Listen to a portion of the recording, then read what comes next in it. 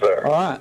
So that's one of the things that is coming up. You know, when you make that kind of statement, then, you know, people will verify it or deny it. Your own religious review. Yes, this is Bishop Mayo. And I have to say that I'm somewhat disappointed. I spent a few moments with you yesterday at my church and tried to help enlighten you the best that I could, but you seem to have turned things in a way to try to make me look like a bad fellow. Okay. And I really don't appreciate that part. All right, let's discuss that. How did I make you look bad when I'm basically just saying, Mr. Mayo, that you must give an accounting if you're going to be like a person like Paul? The lady that you showing on television that they're across the street from my church, my church is open to everybody, but it's a free will. People go where they want to go. Okay. She wants to go to the Baptist church, then that's her choice. Okay. And we have a food bank in our church that we give food out. We have helped people pay their light bills and their rent and what have you. So to say that that we are asking people for monies to furnish my Rolls Royce or whatever, you know, I want to get the Rolls Royce thing straightened out. Furthermore, that was a birthday gift from my wife. The church never spent one nickel in my Phantom Rolls Royce. All right. Okay? And your Bentley? And my Bentley the same way. I bought it myself. I do not receive a paycheck or any money from the church. By the way, to set the record straight, my wife and I have invested in the ministry, and we bought the church. Okay, now what does that mean? That means that we use our own personal funds to furnish the church. Okay, so what are you saying? I mean, you're actually saying that a convalescent home is supplying the funds that you need to.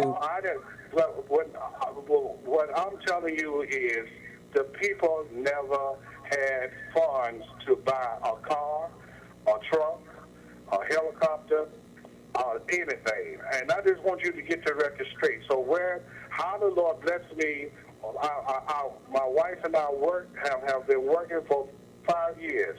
How many? So if you work, you ought to be able to accomplish something in life. Everybody who works should have something. Okay, so I don't want you to put out this in this community that like I'm a crook when I have given my whole life. And, you know, and so are you, Mr. Mayo? Their own opinion. Mr. Mayo, that's what they welcome to do that. Are you operating under tax exemption? I'm not operating under tax exemption. The church is tax exempt, but we operate a business. Okay. Okay. And you're saying, now you remember that we know each other. I remember when you say 35 years, I remember. I don't know if you know me or not, because of some of the accusations you're making on television now and trying to make me look like a bad fellow. I don't know if you do know me. Well, number one, I knew you 12 years ago when you didn't have anything.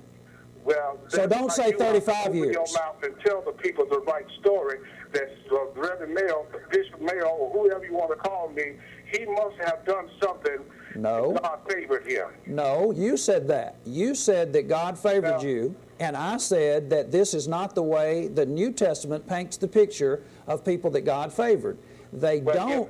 If the people gave me anything, then you could say, well, he took the people's money and bought all this stuff, but the people never gave me nothing, sir. Where is the money then that all the people have been giving? It ain't none of your business, and ain't none of anybody's business where my money come from. No, I said, where's the money that all the people have been giving? Where is it? Yes. It tries to help pay the light bill. It helps buy a van for the church. It helps buy other things for the church too. But it's not enough because people don't have funds, and they are at a low level of income, and they don't have enough to really support ministry. These are hard times. But because these are hard times, it does not mean that the preacher has to live in a lavish and a broke-down house and broke down car. So what's your house? Would you tell our audience basically, you know, how much difference there is between you and the membership? Are you living in a $500,000 house? We have. Well, actually, it's $800,000. Okay. If you want to know the truth about it. All right. Okay. Did you get that for your birthday? You know, state it like it is. Tell the truth and shame the devil. Okay. Did you get that for your birthday? If I go to work and pay for whatever kind of house, it's a $2 million house. If I'm able to go out here and work, my wife and I work, and we, you know, I can live in whatever I want to live in. But Mr. Mayo, I'm simply saying that 12 years ago you didn't have anything. In 10 years, you're now in a. That's your opinion, but you know. It Okay, might now, sir, didn't you? Because a person doesn't live or drive wait where they a drive minute. now, live where they live now. Wait a don't minute. mean they don't have anything. So would you establish? I don't think you really know what I had. Would you establish that you actually fell off of a construction site, fell at a construction site, and hurt yourself back 12 years ago? 26 years ago. All right, 26 years ago. And so, are you disabled? I am. You are disabled, but you say you and your wife are both working and you're bringing this kind of funds, but you're disabled. Well, you know, Johnny, I made my statement of what I want to say at this point, and I'm not going to say it anymore, but I just want you to do what's right, you know, because God will hold you also accountable how you make a light of people, and you don't know the whole story. My son is not a liar. And I don't appreciate you calling him a liar on television. Well, wait a minute. He did not know I was in the church. Okay. Nor was you invited to come to Roanoke. Oh, now the part about invited. You was not invited to come to Roanoke. So you shouldn't have come to stepped up there in the first Roanoke. So you shouldn't have even stepped up there in the first place unless you was invited. If you had contacted me properly, you could have gotten the invitation. I could have gave you the whole story. But you don't come uninvited. And I want to tell you another thing. Be careful when you come to Roanoke, because Roanoke and Henry County is two different places. Sir, I have actually dealt with the worst and the best of society, and generally it's church people that threaten me, not the drugs and the people who were having the problems over there. They talked to me. The lady who had the butcher knife talked to me. She did not represent a threat to me, but I noticed that you buzzed on out of there.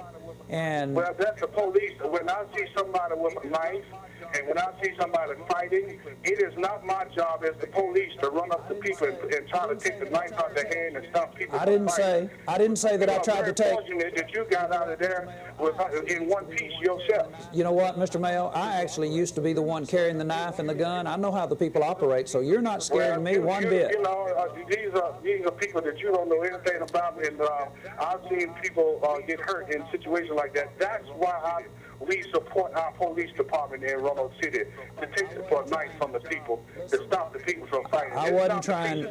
Listen, to run up and do these kind of things. You think I was actually trying to force the knife? I think you actually crazy. Okay.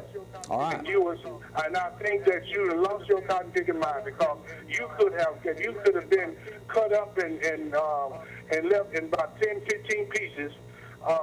By running up there in that situation, and you don't even know what was going on. You run up there with your camera like you Mighty Mouse and thinking that you're gonna accomplish something, but it ain't my job and it ain't the preacher's job to go and try to stop a fight. Really? No, sir. Well, I missed it. I missed it. Understand that. And I missed it. warn you the next time, for your own benefit, you might want to take the second thought before you do that again. Okay, now you might think about yourself too. I understand that your church has been set on fire, so you're not necessarily a favored person. That's nothing. That's kids play. I don't worry about stuff like that. It happened. Somebody even put it out, and the fellow stumped it out, and we went on and kept on having church. Okay. So, that's a small thing. Okay. But, you have a good day, because I got to go to work before I can try to buy something else. Now, wait a minute about work. Now, you're disabled, so you better be careful about the level. Well, when I say work, I'm talking about working for the Lord. Oh, okay. So you said so you can buy something else, so you just contradicted yourself. Okay, we appreciate that. Now, folks, that's what, we love that. He said, I'm going to go on and go to work so I can buy something else. Well, he already said that he didn't buy stuff with the money that he made with the Lord's work, but he ended his conversation by saying, all right. So that's one of the Hey folks, thanks for being with me. I'm Johnny Robertson. We are live here on What Does the Bible Say? And if you're watching the bumper, then you were hearing Joseph Mayo And Joseph Mayo was an individual that ended up being in our purview as a result of good people locally. One of the things that we do in our work here is we definitely are dedicated to the local area. And one of the things that does for us is it ends up giving us the opportunity to be involved with a lot of people who actually know what's going on, and they're willing to be involved with us, and they're willing to give us information because they know that we'll try to do something with it. And you might be wondering, well, what in the world could a church group or an individual who is a evangelist do about a guy like Joseph Mayo? All the stuff that we were talking about. Well, folks, he ended up going to the pen.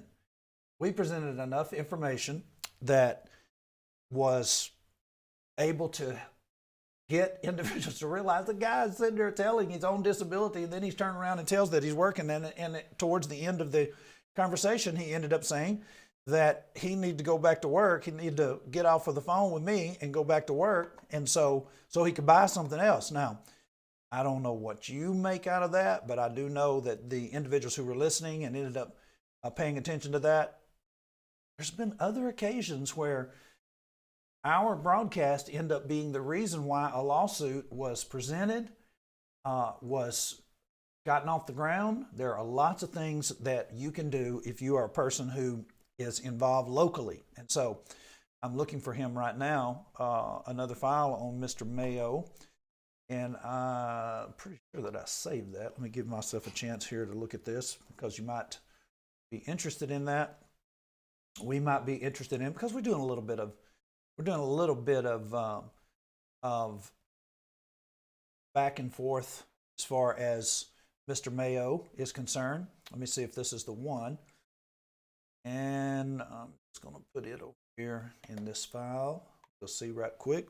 Hope you don't some work on this. I had opportunity to be involved with the local former president of the NAACP today. I spent about an hour with him, and so as a result of that, I end up finding myself in a position where some of the information that I want to share with you is not right at my fingertips. All right, let's take a listen to this while I have a look at some of the information that I want to actually take a listen.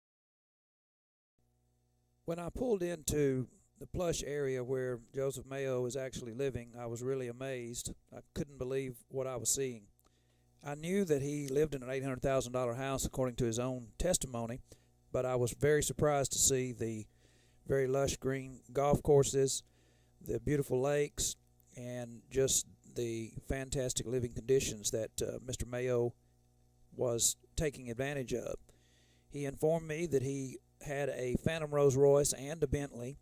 As I pulled into the estate, I saw his Mercedes sitting in front of the house, but I didn't see any of the other vehicles. But upon questioning individuals at the golf course, many of them had seen him around the golf course up and down the roads in his Rolls Royce, and he was a very well-known figure in this area.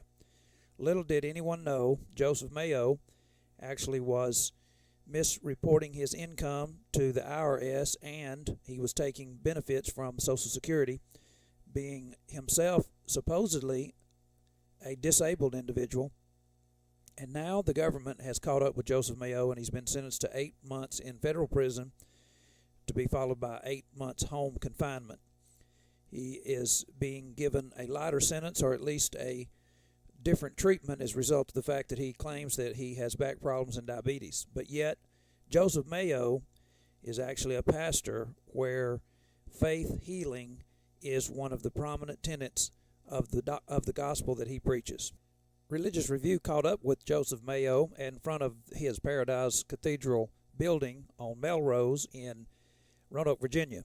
This is what Bishop Mayo had to say. This has been at church all the time? You want to show me around? I just took a young lady on a tour, and then my wife, I got to meet with her. Oh, is that right? I had no idea he was going to show up. A car is a car. If I rode a horse, I would feel the same way. And that's why Jesus came into town. That's exactly why. And one Sunday I plan to do that. I'm going to ride an ass to church. Yeah, I like cars. I got several cars. I got trucks. I got bus. Yeah, I drive a Phantom Rolls Royce. You know, the Lord's been good to me. Is that payback though? Wouldn't you say that that would be considered payback? Well, I don't receive no money. You know what I'm saying though? But you see what I'm saying though? Yeah. What I'm saying is that anybody can tell you, I give. I don't receive money. I never received a paycheck since I've been salary since I've been preaching. Well, I don't take a dime from people. I give to the poor. I feed the hungry. So where I get my income or wherever, it ain't your business or no one else's business. And so at that point, I'm going to discontinue this conference or whatever you want. Later, Bishop Joseph Mayo called me on our television broadcast when we were airing his interview. These are the things that he had to say as he tried to clear up the information that we were putting out and tried to deny the things that we had to say. Religious Review? Yes, this is Bishop Mayo. And I have to say that I'm somewhat disappointed. I spent a few moments with you yesterday at my church and tried to help enlighten you the best that I could, but you seem to have turned things in a way to try to make me look like a bad fellow. Okay. And I really don't appreciate that part. All right, let's discuss that. How did I make you look bad when I'm basically just saying, Mr. Mayo, that you must give an accounting if you're going to be like a person like Paul? You know, I want to get the Rolls Royce thing straightened out. Furthermore, that was a birthday gift from my wife. The church never spent one nickel in my Phantom Rolls Royce. All right. Okay? And your Bentley? And my Bentley the same way. I bought it myself. I do not receive a paycheck or any money from the church. These are hard times. But because these are hard times, it does not mean that the preacher has to live in a lavish and a broke-down house and drive a broke-down car. So what's your house? Would you tell our audience basically, you know, how much difference there is between you and the membership? Are you living in a $500,000 house? We have. Well, actually, it's $800,000. Okay. If you want to know the truth about it. We can certainly say that there is plenty of bling to go around, and it is being called paradise, but everyone in the area doesn't believe that paradise is a place that they would want to be associated with. Listen to one of the persons right across the street as we ask her about intentions on her visiting Paradise Cathedral. Rolls Royce and a Bentley. Yeah. What does that? Would you? That's enough said. Oh, so you would, even though it's on your corner, you wouldn't go there? No. Okay, thank you for talking. This is Johnny Robertson with Religious Review, reporting on crimes in the Roanoke Valley. Now, I don't know what you think about that.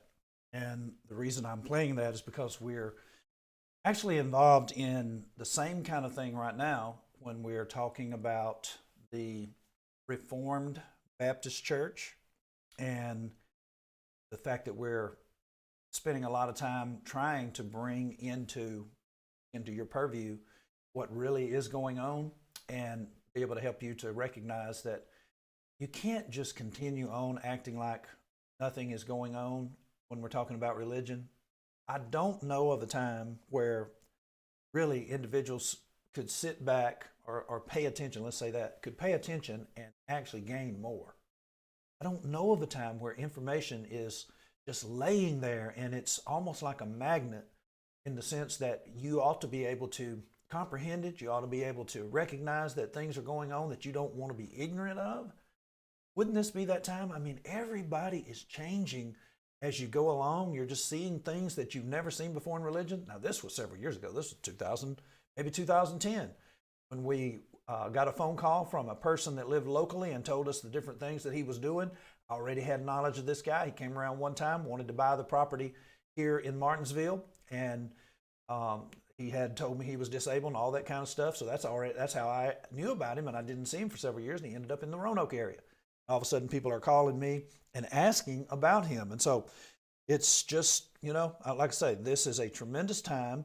And as a result of us wanting to help the community, I went into Roanoke and put cameras on this gentleman, did my investigation, and come to find out he was involved in all kinds of scams.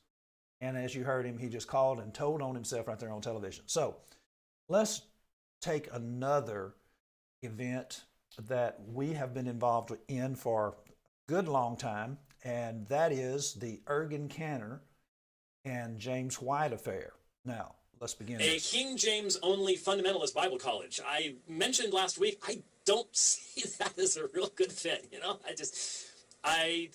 can you tase somebody when they're wearing a white shirt and a dark tie? Is that really possible? I'm not sure how that works. 5, 4, 3, 2, 1. 5, 4, 3, 2, 1. Now, folks, that went on locally. What you just saw was Liberty University. Let me back up a little bit so we can get James White's head out of there. 5, 4, 3, 2, 1. That's Ergen Cantor, and this is information that actually was shown to me as a result of the things going on at Liberty University. I think this is actually on James White's, one of his videos that he put up, and I'm playing another video from James White tonight. Who is James White? What we're talking about is we're talking about Reformed Baptists. Got Reformed Baptists around here. Reformed Baptists, you just need to recognize this. If you have an individual that's in Baptist church with you, let's just say, I don't want to mention one in particular because I don't want to out anybody. But let's just say that you have a guy that wants to talk about Calvinism all the time. If you ever get alone with him or you're having a Bible discussion, he wants to talk to you about Calvinism, and you're like, well, we're in a Baptist church. Why aren't we talking about Calvinism? And you see, that's one of the funny things that goes on is that a lot of these people that are Baptists, they don't have any clue that they're connected with Calvinism in any kind of way.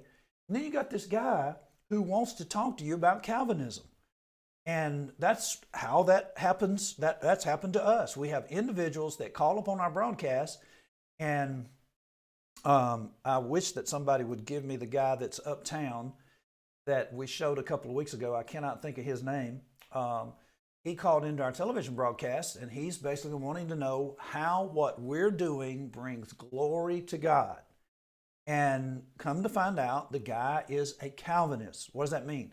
He is an individual who is involved with the crowd out in Phoenix, Arizona. He's a person who's inside of a different kind of church, but yet he's trying to infiltrate the whole congregation, or he's trying to infiltrate anybody that will listen to him and try to bring in this doctrine that it really wasn't a tremendously popular doctrine that sometimes individuals try to get you to think it was tremendously popular. Let me go out of this just a second and see if I can bring in our slideshow. There are a lot of people that think that they've heard of Calvin, and they think that Calvinism was an extremely popular doctrine in, let's say, 1500, 1600, 1700, and they think that it was popular in the sense of being in the Baptist sector. Well, tonight, I'm going to basically show you this. You can explode this theory very, very easily. And one of the great things about it is the people that we've been talking to. Caleb played last week and the week before, Jeff Durbin, an individual out in Phoenix, Arizona, who is saying that their 1689, London Confession of 1689, they are Calvinists that follow that confession. They're pipe hitting. Now, somebody made a comment on our YouTube, and they talked about pipe hitting. They said, we told you these religious people are dangerous. I don't really think that pipe had anything to do with hitting anybody. I think they're talking about smoking a pipe. You see them sometimes, and they're actually smoking a pipe. They're trying to do everything that Calvin did.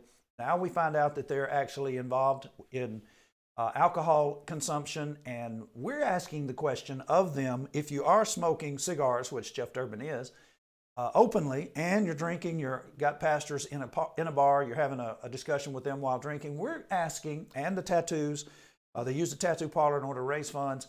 We're wondering, when does that begin? Like, what age do you actually start that? I mean, I'm saying, do you have 18-year-olds that are in the congregation with you? If you're a Calvinist, I would like to know if you would encourage 18-year-olds to smoke cigars. Would you encourage 18-year-olds to also make your own beer or go into a bar and have a discussion with the pastor? How about invite the pastor? Maybe it's in Virginia. I'm not sure.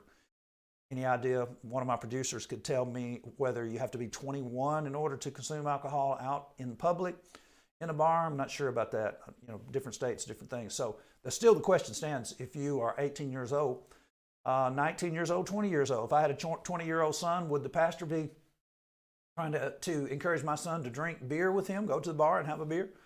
So these are great questions associated with the Calvinist movement, and they're also great questions for our local Calvinists.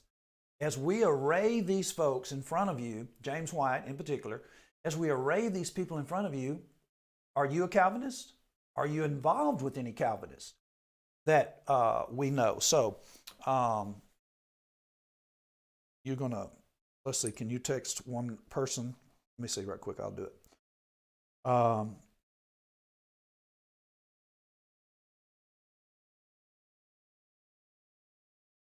I want to get a local person's name out here.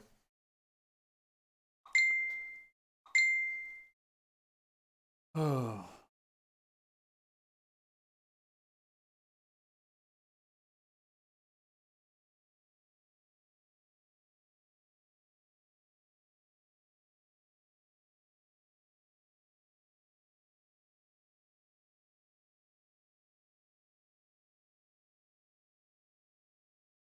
The reason I want to get his name is because he actually put himself on our radar by calling into the broadcast. And so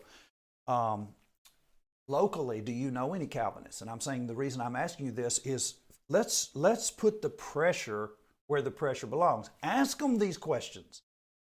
Is it okay? You can look up John Calvin on the internet. You can look up what he actually believed and taught about alcohol. Hey, that's, when you're talking about alcohol consumption, Calvin is right in there with it. And so use of tobacco. Greg Hackenberg, thank you very much. So do you know Greg Hackenberg? Well, press these guys and ask them, is this true? You know, number one, is it true? You know it's true. We have presented it, pictures, and shown it to you. It's like Pastor Mayo, Bishop Mayo. We are giving this information out. The guy ends up being investigated and goes to the pen. So what is it that what could we show you that would be more convincing to demonstrate to you that we're actually showing you the truth? Well, let me just show you first. Calvinism in the 1600s, 1689, let's just go there. In 1689, Calvinism is in the Baptist movement is not a major distraction. It does not have a major role. I don't know why they're getting so excited about the London Confession of 1689. I'm saying, is there anything that we can look into to be able to enlighten ourselves? How about this? This is a book that I actually own. It's the Baptist Confessions of Faith by William Joseph McLaughlin. Now, this is another one. This is actually Caleb's copy. This is a Baptist Confession of Faith by Lumpkin. And, a few people have said that a little bit of history and, that we're doing, this is a major trove of history that we're arraying in front of you throughout these classes. This particular confession of faith, the reason I have McLaughlin is because Lumpkin is from, well, I'll just say this. Everything that I read out of Lumpkin, just about as I was going along, this was put out in 1969, 1959 is the first one, Judson Press. And what he does is he gives you all the major confessions that went through the continent of Europe in the 14, 15, 1600s, 1700s. And so what you do is you actually are able to look at what individuals believed in England, for instance, and different places in Europe. You don't have to take our word for it. You don't have to take your pastor's word for it. As a matter of fact, you can look at these confessions that are reproduced in these books. One of the things that Lumpkin did is he constantly quoted in his footnotes from McLaughlin. So what did I do? I go out and get McLaughlin's book myself. And so it's a very valuable tool. We're looking at it right here, 1911 version. And McLaughlin is, I don't think there's anybody out there that's not going to allow McLaughlin to be a historian, a scholar of high regard. I think he ended up in University of Berlin towards the end of his tenure. And so he's doing the research, putting all these together. So what are we talking about? We're talking about the London Confession of 1689. Let me just move that around just a little bit because we've got some room here. And let's allow you to actually benefit from the historical data. I may move it again a little bit in a second.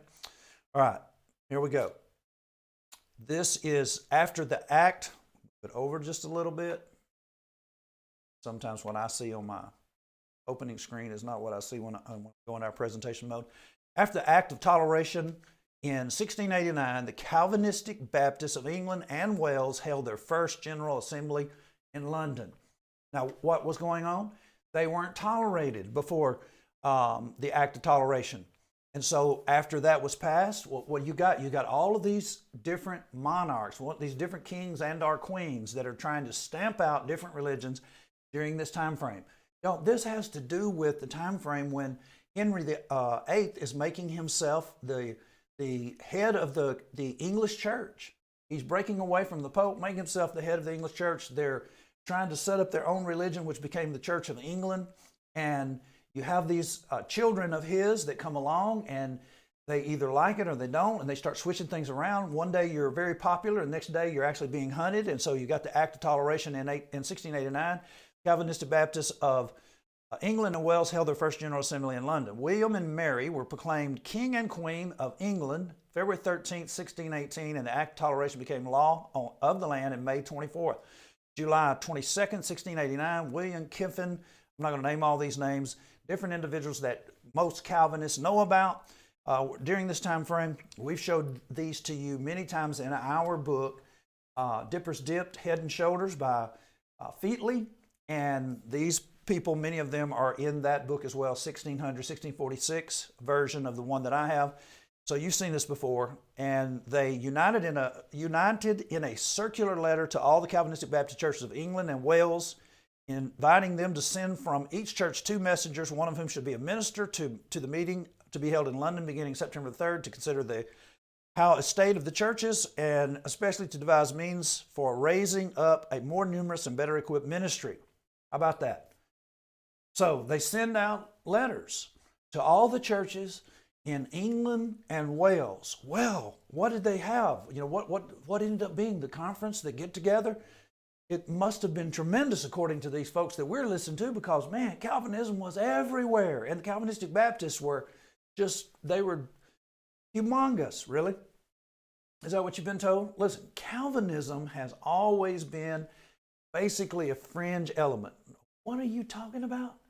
Okay, now we're about to get to the point where I think people are will start to be being defensive, because they've heard enough from their pastors to know something about Calvinism, and maybe they've heard their pastor say, well, we really don't want to be high Calvinist, hyper Calvinist.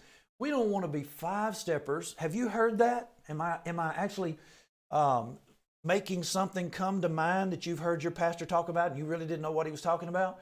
Sometimes they don't talk about this. Sometimes they just say, well, we believed in original sin, or maybe they'll talk about total depravity, and you don't know the difference, and you think, well, okay, I do remember born in sin, and I don't know about this original sin, and I think I've heard that we're born depraved, things of that nature. And then later you'll hear about once saved, always saved, but then pretty much that's it, and you don't get the whole picture. But there's folk over here locally, primitive Baptists. Don't we all know a primitive Baptist? What does that mean? Primitive Baptists are the folk that go all the way back to Calvin, and they're teaching all of the 5 different steps of Calvinism. And they're talking about, you've heard them talk about this, heard them talk about, well, there's a certain number of individuals that was set before the foundation of the world, and those persons are the only ones that are going to be saved. and anybody else cannot be added to that number. That number is fixed. You haven't heard that? I know you've heard that. I know it probably made you uneasy, and you're probably wondering what in the world. Maybe you've got an aunt or uncle, and they basically don't go to church anywhere anymore, but they still say, we're primitive Baptists and we're still saved. So what is going on with that? And are these people the leftovers? Or is the Baptist church that you go to, is it a Reformed Baptist? Are the Reformed Baptists really, really numerous? Look at this. The response was gratifying. Really? 107, let me raise this up because we want to make sure that you get this really well. 107 churches came together. That's gratifying, isn't it? I still didn't move it over far enough. Okay. Still with me?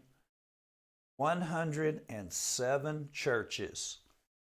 107 churches in England and Wales. How about that? Boy, that's gratifying, wasn't it? 1689, they put together this confession. These 107 churches, they sent messengers. One of them was to be a minister, and the other was a representative from their particular churches. 107 churches were represented. Woo, boy, that's it. That's a lot. No, it's not a lot. See, these individuals that were involved in this kind of Calvinism, the 1689, if you heard Caleb's show this past week, this past Sunday, he played Jeff Durbin, and somebody went, they did the hand pump or fist pump or whatever. I don't even know what they did. I just heard it. Woohoo! 1689. Boy, they're worshiping that particular confession. Are you involved with the confession? You follow the 1689 confession? If you're a Baptist, do you? I doubt it. Hardly anybody follows the 1689 confession.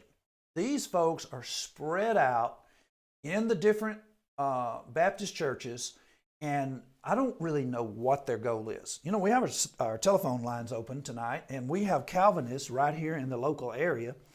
And if you wanted to call and tell us what you're up to, I don't have to have your name.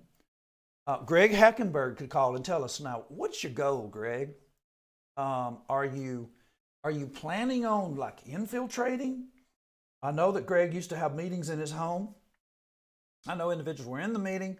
Were you trying to teach them? Were you trying to help them to be saved? I'm saying, really, what is it that you're trying to accomplish? Now, tonight, I'm going to do something just a little bit different. Now, I want to get this on your mind here because I want to show you how these people behave. I'm going to start again now. Ergen Canner is not a Calvinist like the 1689 Calvinist. Okay? Who is Ergen Canner? If you live locally, surely you remember the theological head over there at Liberty University, the president of Theological Seminary. Well, who was that? Jerry Falwell? No, we're talking about the Theological Seminary. What's that? That's the portion of Liberty University that's training these pastors. And who was a very, very popular individual that was in this area? It was Ergen Canner. Ergen Canner is the Muslim that converted. Don't you remember him? 9/11. He and his brother converted. They're raised in Turkey, and they made certain claims that individuals are refuting or disputing, whatever. And it was a big deal. Were we involved in it? Some individuals may be saying, probably, I would say one of those would be James White. He's probably saying, well, y'all don't have any knowledge of what was going on back then. You weren't even on the scene. Let me give you a view right quick. Correspondence between myself and James White. Let's see.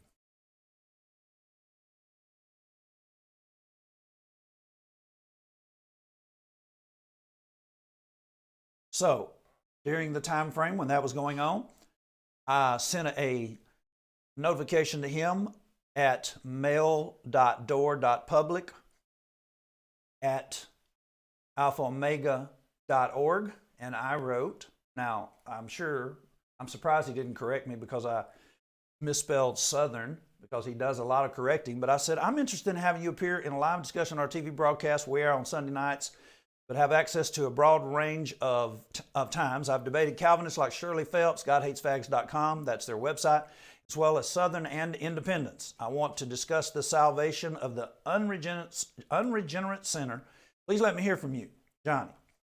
Brother Robertson, Shirley Phelps is a nutcase cultist, not a Calvinist. If you can't tell the difference, I'm sure any interaction we might have would be less than useful. Let me drop down and get James. So, pull that down a little bit more. Now, here's the thing, y'all. You can basically look up Fred Phelps. Fred Phelps is a five-stepping Calvinist.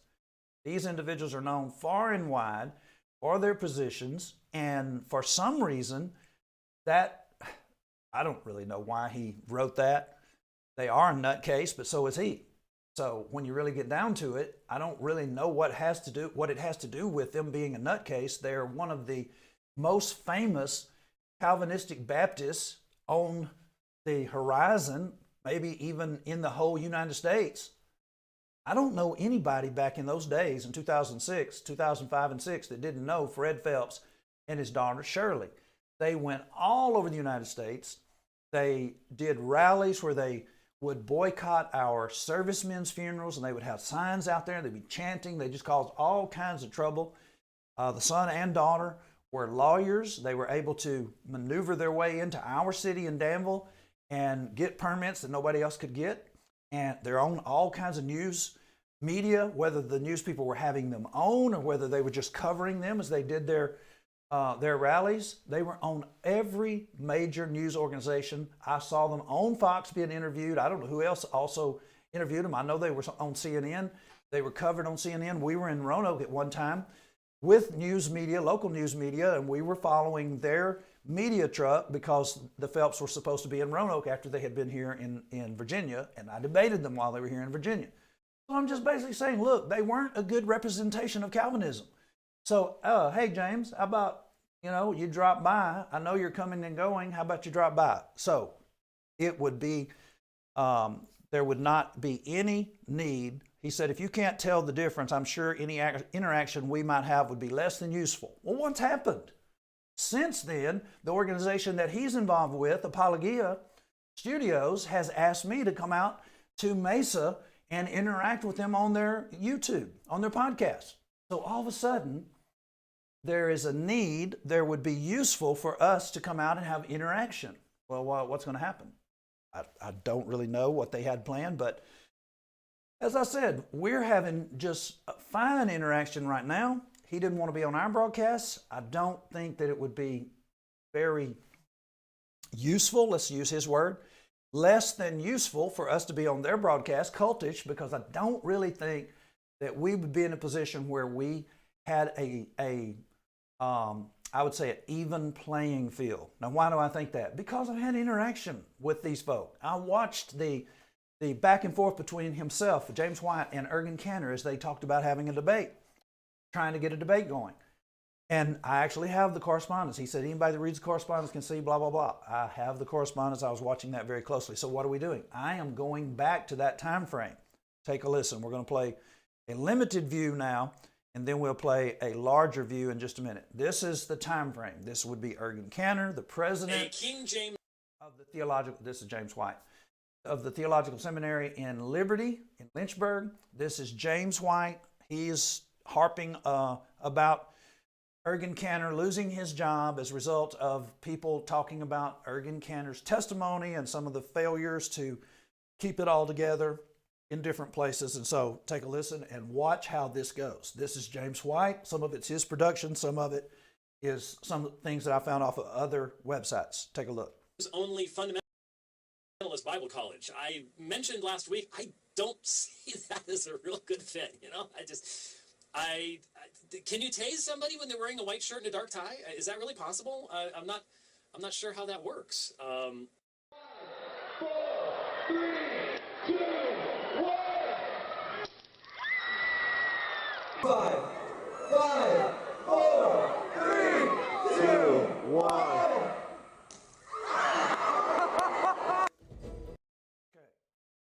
That was somewhere around 2006. That was Ergen Cantor back then. Let's move forward. Ergen Cantor was not a famous individual. He was not the president of a theological seminary. He wasn't able to gather a crowd of 6,000 to 7,000 people in the Liberty University auditorium and be tased in front of them. Well, what's he doing now? Well, he's come up in the world from Alpha and Omega, the operation that he was involved with, and now he is involved with Apologia Studio. And I just wonder, is it the case that Ergen Cantor is the type of guy that would let himself be tased if the crowd wanted a taste of James White being tased? Well, you take a look and basically judge for yourself. This is James White, and he is playing games just like Ergen Cantor was to the crowd. Take a watch.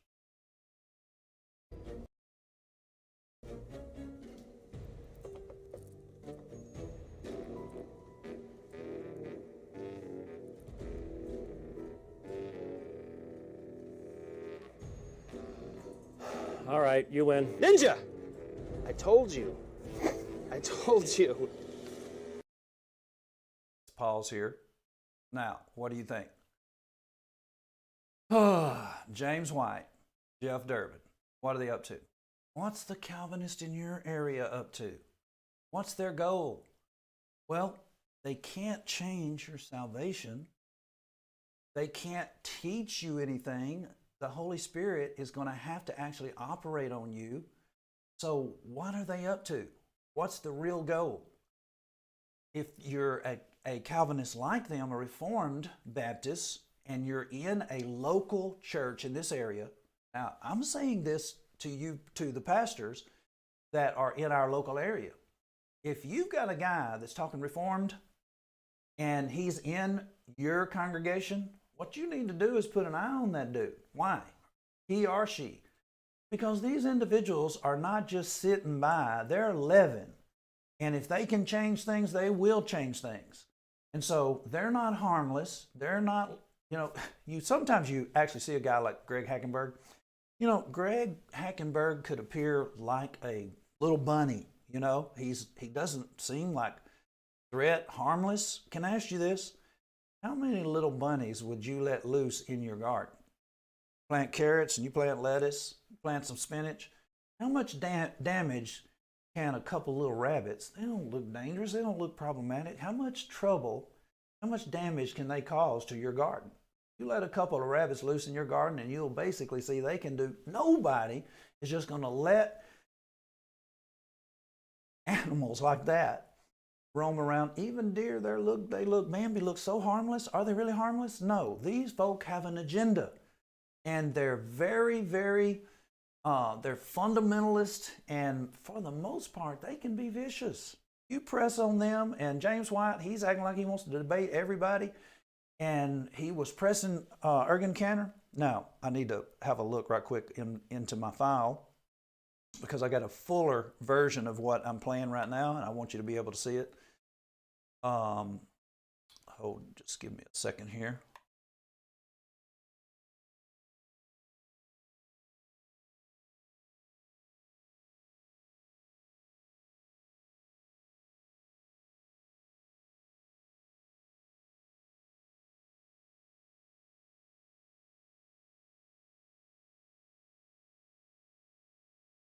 I think this will work for us.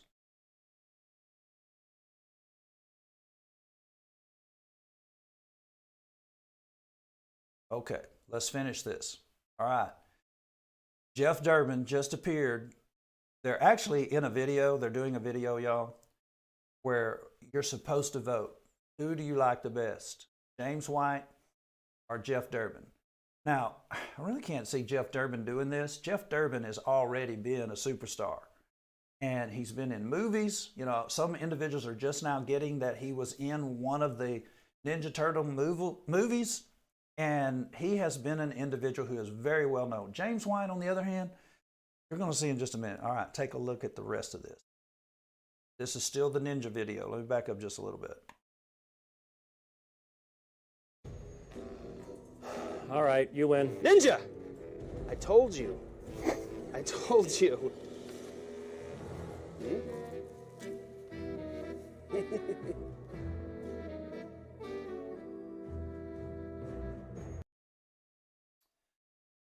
Can I ask you something? If Ergen Cantor had not been tased and James White had never seen it, can you imagine for the crowd, James White would allow himself to be tased? Let me tell you, this dude, there is really not a lot that he would not do. I watched him in the Ergen Cantor episodes while he was diminishing and tearing down Ergen Cantor. Now, I'm basically saying at this point, you may be saying, Johnny, you're doing the same thing. No, there's a difference. These two guys are both involved in error. I am an individual who is teaching the truth. How do you tell who's teaching the truth? Individuals who are willing to do this without the limelight, without all of the attention. Now, when I got the invitation to come to Mesa, I know they were thinking, oh, he will jump at that. I didn't know about the airfare. I just got a email from Jeremiah Roberts saying something about coming over and being featured on Cultish. Oh, thank you. I'm doing local work. We're representing what we're doing and what y'all are doing. We're very happy with the response we're getting, and we're still continuing on. As I said, had an hour discussion today with the local former NAACP president.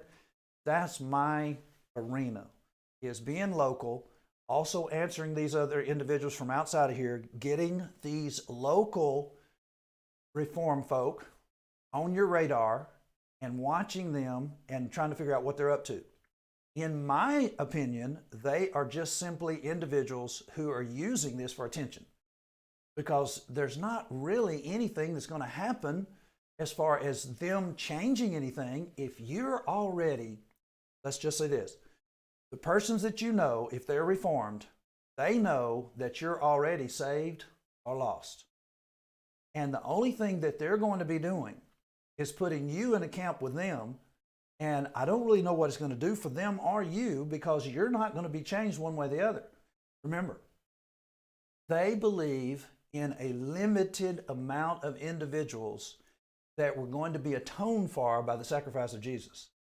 And if you weren't in that number, then you're not going to be in the number as a result of the association you have with a Reformed Baptist that's in and amongst your midst. So what is it they're up to? Are they lonely? Is it the Lonely Hearts Club? What is it they're up to? Well, they're not getting you into a larger brotherhood because they're not in a larger brotherhood. Let me just see. Let me finish this. Let's continue on with this. I want you to get the end of this play. Really? James, you're taking this too seriously.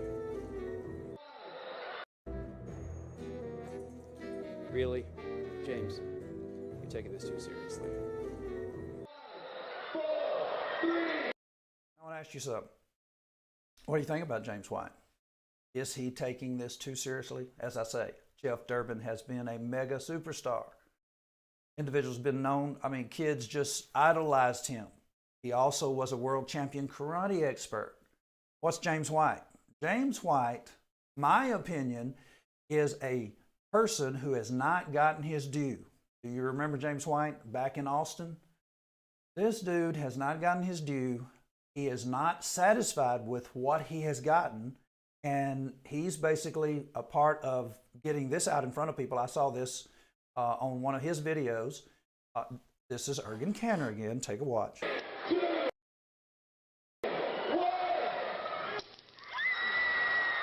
5, 4, 3, 2, 1.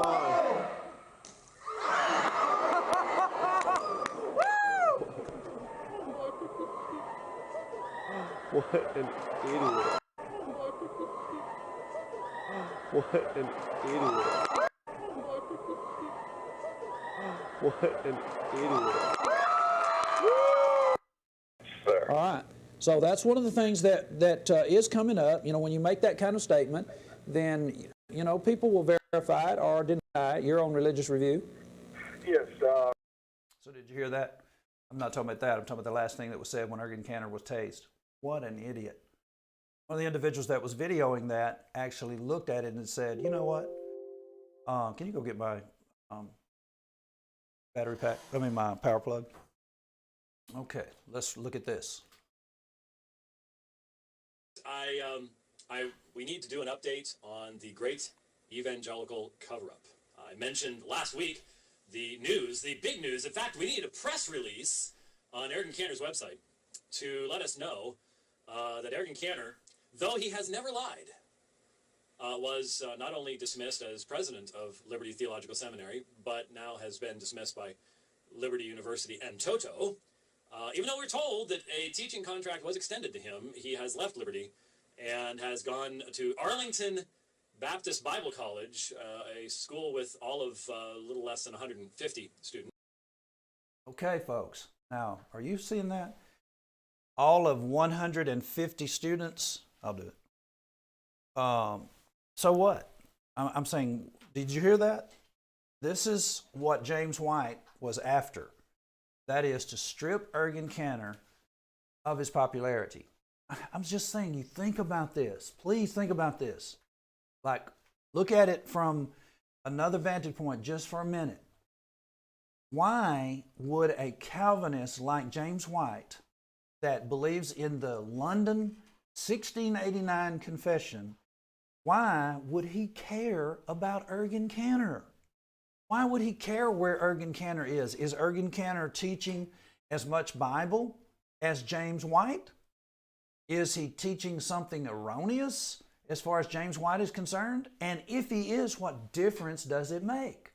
Can Ergen Cantor's false position, according to James White, can his false position actually keep you from being saved? The answer is absolutely not. They know this. The number is set. So why would you be over there aggravating and agitating Ergen Cantor and the folk at Liberty? Because you're not going to change them in the sense of their destiny. That's already been set. It's already been determined. Everything is determined according to Reformed Baptists. So why would he be doing that? Now, you hear how he's gloating over this? He's saying, let's just let you listen to it again. You tell me if I'm getting it right. Was extended to him. He has left Liberty and has gone to Arlington Baptist Bible College, a school with all of a little less than 150 students. I would imagine Cantor had some classes at Liberty with more than 150 students, but... James White, have you ever had 150 students? Well, that brings us to events that have transpired. Just give me a second here. As I said, I was actually running on a really tight schedule. And so I'm going to bring this up, and this is news for for James White. James White is actually involved with a seminary in Conway, Arkansas. Now, I wondered why James White was in Conway, Arkansas. I knew that he was as a result of the fact I was going across the country to help the folk move from Arizona to here, and as I was going across, one of the guys in Arizona told me that James White was over at Grace Seminary, beginning work at Grace Seminary Theological Seminary, or Grace Bible Theological Seminary. Now, this isn't about James White. This is actually about another one of the professors that has been added. I believe that this is, I'm not sure which one of them it is. I know the president's Jeff Johnson over there, and so let's look at another piece of information that would be getting James White into the mix, because James is not going to let any kind of media attention slip by. Let's see.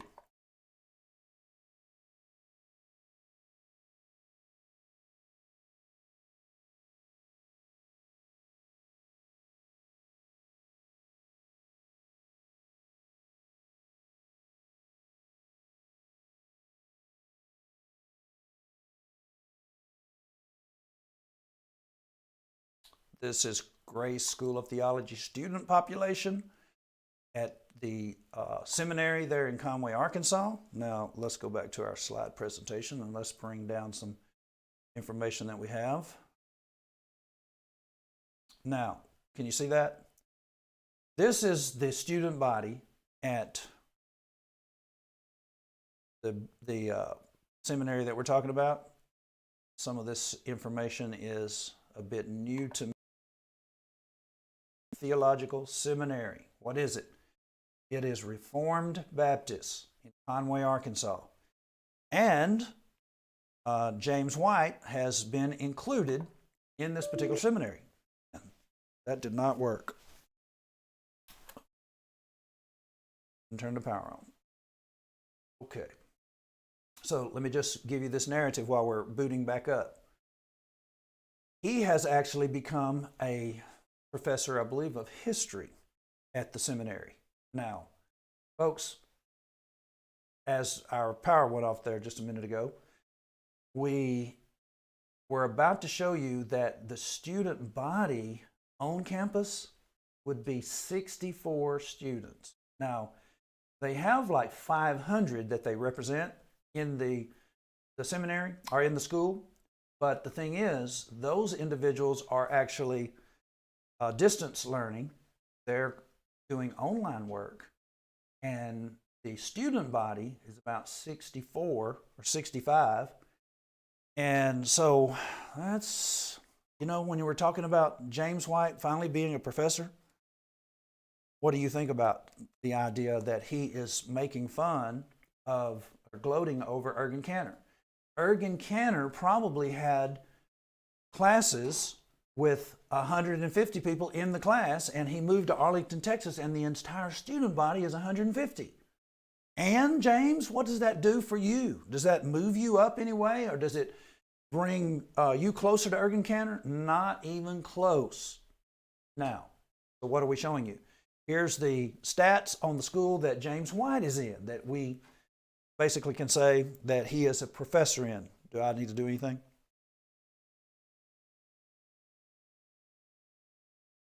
You back up completely? Okay. Look at this. Let me widen this out so you can actually see it.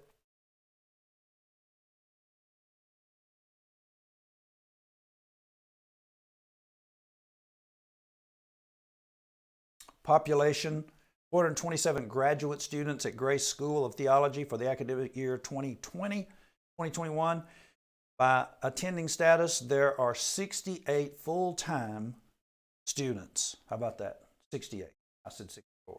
So James has a class of 68? Let me ask this. Is he involved in the online portion of that, or is he in classroom? See how this works? All of that did not help James White one bit. He didn't eclipse, he didn't get close in any way to Ergen Cantor. But what did he do when you start asking about it? What did he do? He brought Ergen Cantor down. Now, I want you to think about our position as opposed to theirs. When you're talking about us, what do we believe? We believe that everybody is involved in God's plan as far as being saved. When you think about us, do you think about individuals that only believe that there is a limited amount of individuals that are going to be saved? Look at Titus 2 with me, if you would. For the grace of God that bringeth salvation hath appeared to all men. Look at that. Now, James White and Greg Hackenberg would actually say, all men doesn't really mean all men. They might even hit the button here and have you look at the text and say, well, it doesn't say all men. The Greek word for all is not actually there. And it might be the case that in some of the passages that we would use, it might be the case that all men is not included, that the all is not included. But in Titus chapter 2, verse 12, teaching us the denying, verse 11, for the grace of God that bringeth salvation hath appeared to all men. So I want you to ask yourself this. What's your goal, Johnny? Are you trying to tear down James White just for the purpose of removing him, or Ergen Cantor either? I was actually having discussions with Ergen Cantor about him being on my broadcast as well. He agreed to do that through his secretary. I have that correspondence. He didn't do that. Elmer Towns was going to be on my broadcast. He also backed out. Why was I wanting to have them on there? So I could tear them down and get their platform? We're teaching something different.